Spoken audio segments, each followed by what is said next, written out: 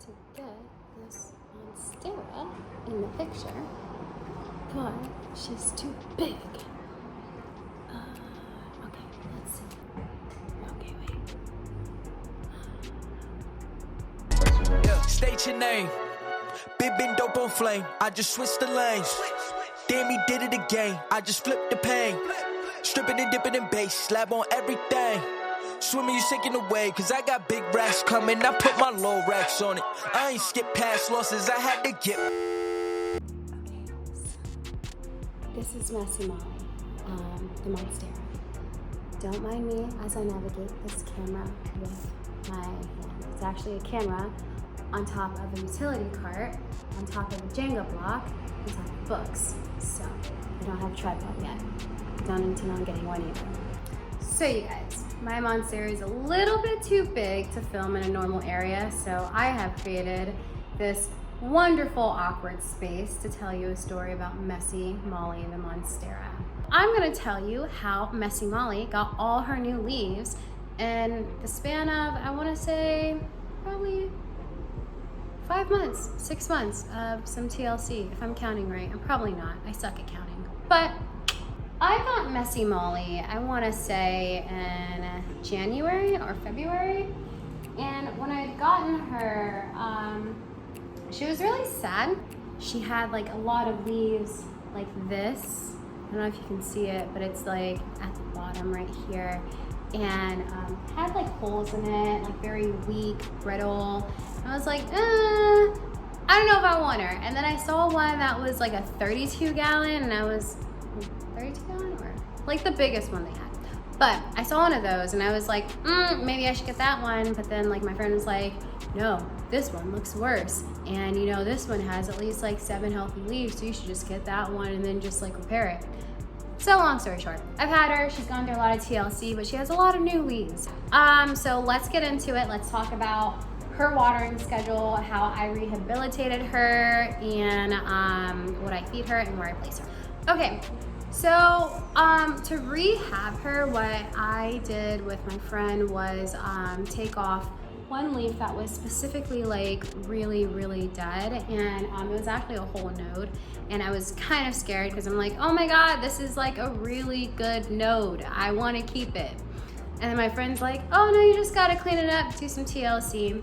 So what we ended up doing was like cutting kind of like the dead parts of the node off. I don't even think you guys can like see it, but let me just get down here. So like this, like on the other one just was complete trash. So we cut it at an angle and like we kind of cut it so it could reshoot out. And to be quite honest with you, that node is, I want to say, I think it is this one. It's actually this one right here, and she's big. So yeah, we cut her and we cleaned her, and like we made sure she had like the right amount of angular area to grow and sprout out. So yeah, after we cut the node and everything, what we then did was transfer her pot. And I transfer all my plants to new pots. And so if you ever see my apartment or pictures of my apartment and you're like, oh my god, there's so many black pots, because they are $2 from Home Depot. Very, very cheap. Love them. And you know, it's just easier. I like the very minimal look and everything like that. So what we did was take the entire root ball out. We cleaned out the root ball, and then kind of like just massaged it a little bit to squeeze out any excess old dirt. And then what we did was put new soil into a pot, and then I didn't pre-water. I just put that in and put plant food sticks in, and I think I put about 1 inch or 2 of soil at the bottom, and then dropped her in there, and then stuffed soil in. So I like packed her in super tight. And then I took my liquid fertilizer and I just like mixed that with some water, and that's how I watered her. I soaked her roots, like I soaked everything. And then I just let her sit. And so how she's been surviving is just through ample amounts of water and really good light. So I normally have her sit like right here. I don't know if you guys can see it. right there. That's where I have her sit. And she sits next to the basil and the cane. So yeah, she sits there because I don't know if you guys saw, window, and window.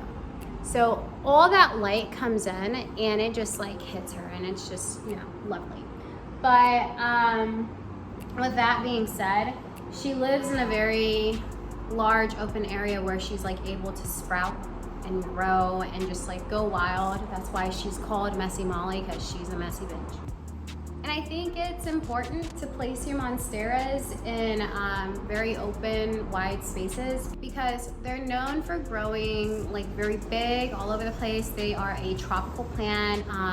They need that light. They also need the humidity, which I have because I don't have AC.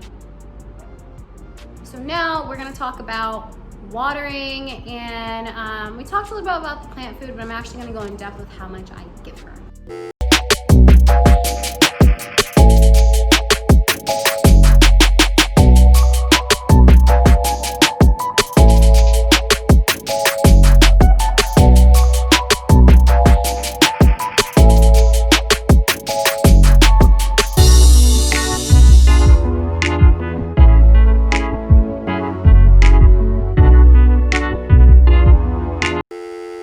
So now that I've had my water, Messy Molly's watering schedule is basically every other day, and I try to...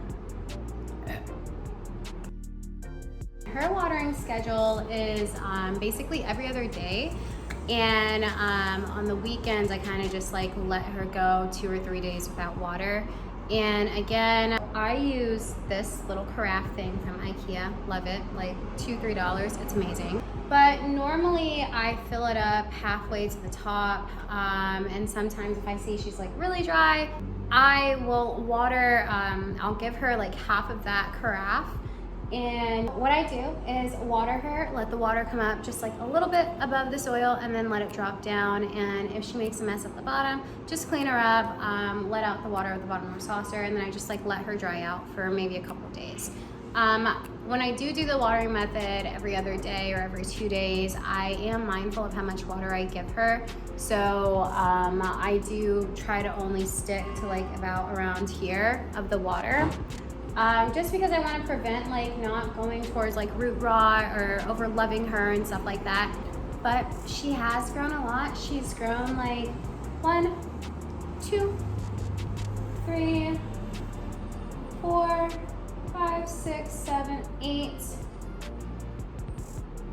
big leaves. And she has like a couple tiny like little heart-shaped leaves. So yeah. She's growing really well. And lastly, plant food. You guys know I use the fertilizer for her. Just so you guys know the measurements, I drop in like 3 pumps into here of the fertilizer, and then I just mix it with the water, and then I do the same watering method right there. And then I also give her plant sticks. So I don't have any of them to show you today, but there are these like little plant food sticks that you can get at Home Depot. And yeah, I just give her about 4 of those. So I just like stuff them in the soil, and yeah, let those all like disappear over time. So yeah, thank you for watching the video and learning about Messy Molly the Monstera. She's very minimal, and I don't think that anyone should ever have trouble raising a Monstera or helping them grow or come back to life. You know, they just need in the beginning a little bit of extra love and care, and then after that they can pretty much take care of themselves. So that's it. Don't forget to like, comment, and subscribe. Tell your friends, tell your plant friends, tell your plomies, tell everybody about Messy Molly the Monstera.